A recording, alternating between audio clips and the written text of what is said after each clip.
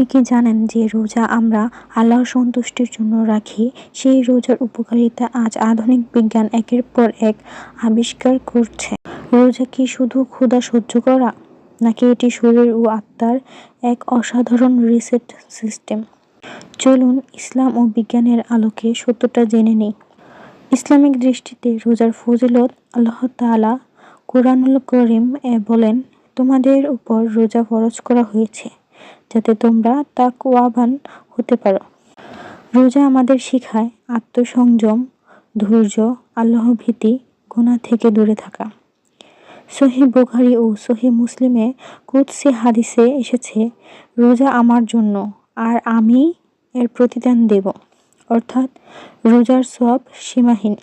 আর হাদিসে এসেছে, জান্নাতে আর রায়্যান নামে একটি দরজা আছে যা শুধু রোজাদারদের জন্য।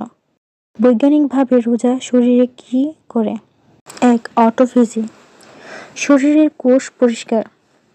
যখন আমরা দীর্ঘ সময় না খাই, শরীর অটোফেজি প্রক্রিয়া সক্রিয় হয়। এটি ক্ষতিগ্রস্ত কোষ পরিষ্কার করে। 2016 সালে ইয়োশিনোরি ওজুমি এই বিষয়ে গবেষণার জন্য নোবেল পুরস্কার পান। সহজভাবে, রোজা শরীরকে ভেতর থেকে রিসেট করার সুযোগ দেয়। 2. চর্বি পোড়ানো ও ওজন নিয়ন্ত্রণ। রোজার সময় ইনসুলিন কমে যায়, তখন শরীর জমা চর্বি শক্তি হিসেবে ব্যবহার শুরু করে, ফলে ওজন কমা ও ফ্যাট বার্নিং হতে পারে। 3. ইনসুলিন সেনসিটিভিটি বৃদ্ধি।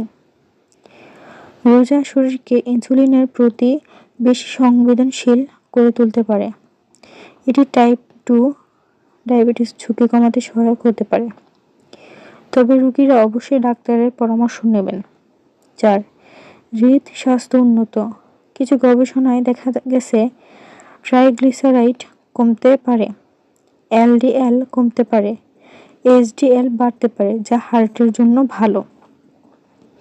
5. মস্তিষ্কের জন্য উপকার। ফাস্টিং বিডিএনএফ বাড়াতে পারে, যা স্মৃতিশক্তি ও মনোযোগ উন্নত করতে সাহায্য করে। গবেষক ভ্যাল্টার লংগো দেখিয়েছেন, নিয়ন্ত্রিত ফাস্টিং কোষকে স্ট্রেস প্রতিরোধী করতে সাহায্য করতে পারে। রোজা ও ক্যান্সার সত্যটা কি? অনেকে বলেন রোজা ক্যান্সার কোষ ডিসঅ্যাক্টিভ করে। বাস্তবতা হলো, রোজা সরাসরি ক্যান্সার সারিয়ে দেয় এমন প্রমাণ নেই, তবে অটোফেজি ও কোষের স্ট্রেস রেসপন্স কিছু ক্ষেত্রে ক্যান্সার চিকিৎসায় সহায়ক হতে পারে। এ নিয়ে গবেষণা চলছে। মনে রাখবেন, রোজা কখনো ক্যান্সারের বিকল্প চিকিৎসা নয়। চিকিৎসকের পরামর্শ ছাড়া কিছুই করবেন না। ইসলামও চিকিৎসা গ্রহণের নির্দেশ দিয়েছে। ইসলাম ও বিজ্ঞানের সুন্দর মিল, চলুন দেখে নিই। ইসলাম 1400 বছর আগে যে বিধান দিয়েছে, আজ বিজ্ঞান তার কিছু দিক ব্যাখ্যা করছে। রোজা শুধু আত্মার পরিশুদ্ধি নয়, এটি শরীরের ডিটক্স, মেটাবলিক রিসেট এবং মানসিক শক্তির উন্নতি। স্বাস্থ্য সতর্কতা। সেহরিতে সুষম খাবার, ইফতারের অতিরিক্ত না খাওয়া, পর্যাপ্ত পানি, পর্যাপ্ত ঘুম।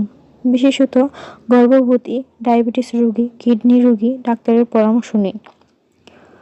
মনে রাখবেন, রোজা শুধু ক্ষুধা নয়, রোজা শুধু ইবাদত নয়, রোজা হলো আত্মার পরিশুদ্ধি, শরীরের পুনর্জাগরণ আর আল্লাহর নৈকট্যের এক অসাধারণ সুযোগ।